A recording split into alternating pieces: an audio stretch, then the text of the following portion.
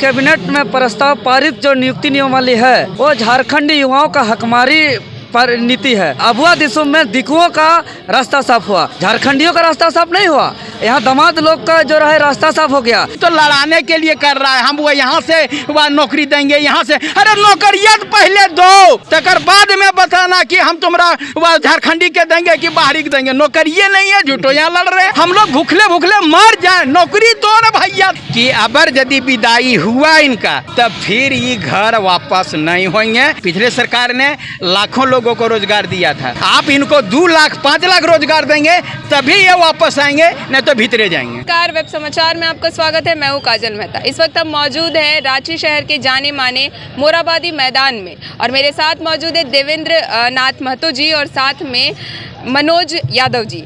इनसे कल कैबिनेट की बैठक में बहुत सारी बातें की गई, बहुत सारे निर्णय लिए गए युवाओं के लिए, लेकिन कहीं ना कहीं युवाओं को ही ये निर्णय चुभ रहे हैं। आइए जानते हैं क्या कहते हैं देवेंद्र जी इस चीज़ पे। जी देवेंद्र जी, कल जो भी निर्णय लिए गए थे कहीं ना कहीं युवाओं को चुभ रहे, आप ज़रा बताएंगे दर्शकों को। बिल्कुल चुभने वाली बात है, क्योंकि कल का कैबिनेट में प्रस्ताव पारित जो नियुक्ति नियमावली है वो झारखंडी युवाओं का हकमारी पर नीति है। यहाँ के झारखंडी विरोधी है, यहाँ के युवा विरोधी है और यहाँ के शहीदों ने जो सपना देखा था उसके विपरीत ये नियमावली है। और इस सरकार से बहुत उम्मीद है कि जो नियुक्ति में जो रोड़ा बन रही थी वो एक रास्ता क्लियर होगा, साफ होगा। रास्ता साफ हुआ, लेकिन अबुआ दिसुम में दिकुओं का रास्ता साफ हुआ, झारखंडियों का रास्ता साफ नहीं हुआ। यहाँ दामाद लोग का जो रहे रास्ता साफ हो गया। इसीलिए झारखंडी जो मूल निवासी जो छात्र हैं वो ये जो कल पारित हुआ नियुक्ति नियमावली का, इसका पुरजोर विरोध करते हैं और इसका बर्खास्त करते हैं और इसको वापस करके जो है कि खतियान के मेरिट और इंटर के आधार से को बना के जो यहाँ नियोजन नीति बनाया गया उसको वापस करते हुए खतियान आधारित नियोजन नीति ही चाहिए हम लोग को। देवेंद्र जी, आपको क्या लगता है ऐसा क्या होगा जो ऐसा क्या करना चाहिए हमारे राज्य सरकार को कि झारखंड वासियों के हित के लिए हो? सिर्फ वही करना चाहिए जब इन लोग चुनाव के समय मैदान में जो घूम घूम के बोलते हैं और बढ़िया से जो इन लोग चुनावी घोषणा पत्र में सजा के लिखते हैं कि हम सरकार में आते ही सबसे पहले खतियान आधारित स्थानीय नीति के आधार पर नियोजन नीति लागू करेंगे, वही हम लोग तो अलग कुछ मांग नहीं रहे हैं। और दूसरी बात कि ओबीसी का सरकार बनने के पहला 3 महीना में ओबीसी का जो है 27% रिजर्वेशन दिया जाएगा, वो दे दे।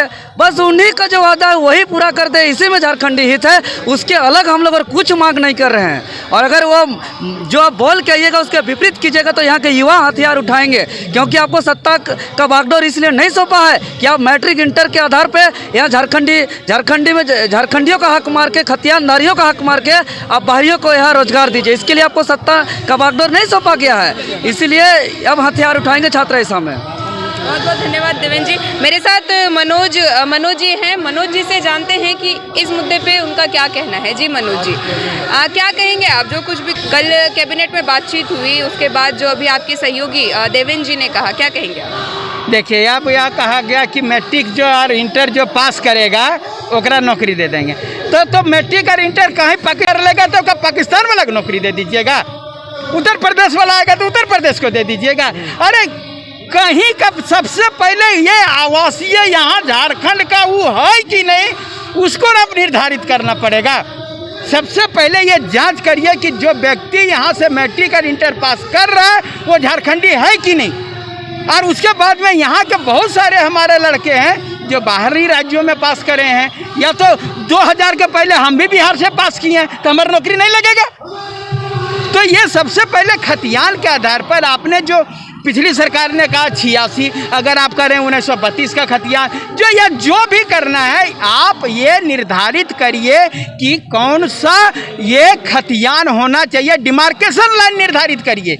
और सबसे बड़ी बात है, ये तो लड़ाने के लिए कर रहा है, हम वो यहाँ से वह नौकरी देंगे, यहाँ से अरे नौकरियाँ तो पहले दो, तकर बाद में बताना कि हम तुम्हारा वह झारखंडी के देंगे कि बाहरी के देंगे। नौकरियाँ नहीं है, झूठो यहाँ लड़ रहे हैं। मनोज जी, एक बात है, जब भी सरकार से ये सवाल किया जाता है या सत्ता में बैठे लोगों से सवाल किया जाता है तो वो एक चीज़ का हवाला देती है, वो है कोरोना। क्या कहेंगे इस पर? देखिए, कोरोना अभी बता रहे हैं ना, जब केंद्र सरकार के विरोध में धरना प्रदर्शन 5000 आदमी निकल जाएगा तो कोरोना नहीं रहेगा। लेकिन हम लोग हेमंत सोरेन के खिलाफ आवाज अगर यदि निकाल देंगे 100 लड़का 20 लड़का तो ये कोरोना हो जाएगा। ये कोरोना जो है, हम कोरोना का हम चाहते हैं कि मेरा देश और राज्य सुरक्षित रहे, तो ये कैसे सुरक्षित रहेगा? हम लोग भूखले भूखले मर जाएं। नौकरी दो ना भैया, अगर बाद में हम सोशल डिस्टेंसिंग 2 फीट करते हो, हम 20 फीट में रहेंगे। हमने कहा पहले नौकरियां दो, विज्ञापन निकालो। विज्ञापन निकालने में तो कोरोना नहीं लग रहा है, हम लोगों को परीक्षा लेने में कोरोना लग जाएगा, भीड़ लगाएंगे तो कोरोना। विज्ञापन निकालने में कोरोना नहीं लगता है। सरकार को पहले विज्ञापन निकालने बोलिए और पहले बोलिए, तकर बाद पता करिए कि ये नियुक्ति नियमावली कहाँ से लागू होगा। यहाँ नौकरी के ठिकाने नहीं है, हम झारखंडी को नौकरी देंगे, ओकरा नौकरी देंगे। आपसे एक आखिरी सवाल होगा मेरा कि जिस तरीके से राज्य सरकार का रवैया है हम सब के बीच में, क्या लगता है आपको अगली सत्ता किनकी होगी? और जो पिछली सरकार थी रघुवर दास, क्या उनकी वापसी हो सकती है इन सारे मसलों के बीच में? अब हम इसमें तो कुछ नहीं कहेंगे, लेकिन इतना जरूर कहेंगे कि अगर यदि विदाई हुआ इनका, तब फिर ये घर वापस नहीं होंगे। ये जान ले, जुआ एक बार ये काठ का हड़िया एक बार चढ़ता है, बार बार नहीं चढ़ता है, समझ लिए। पिछले सरकार ने लाखों लोगों को रोजगार दिया था, आप इनको 2 लाख 5 लाख रोजगार देंगे तभी ये वापस आएंगे, नहीं तो भीतरे जाएंगे। बहुत बहुत धन्यवाद। जिस तरीके से इन्होंने बताया कि मुद्दे काफ़ी अटपटांग से और अजीबोगरीब है, झारखंड की स्थिति, मौजूदा स्थिति ही काफ़ी अजीबोगरीब है। सबको सरल शब्दों में मनोज जी और देवेंद्र जी ने बता दिया। जब युवाएं ही बेरोजगार रहेंगे तो राज्य क्या गति करेगी, राज्य क्या प्रगति करेगी?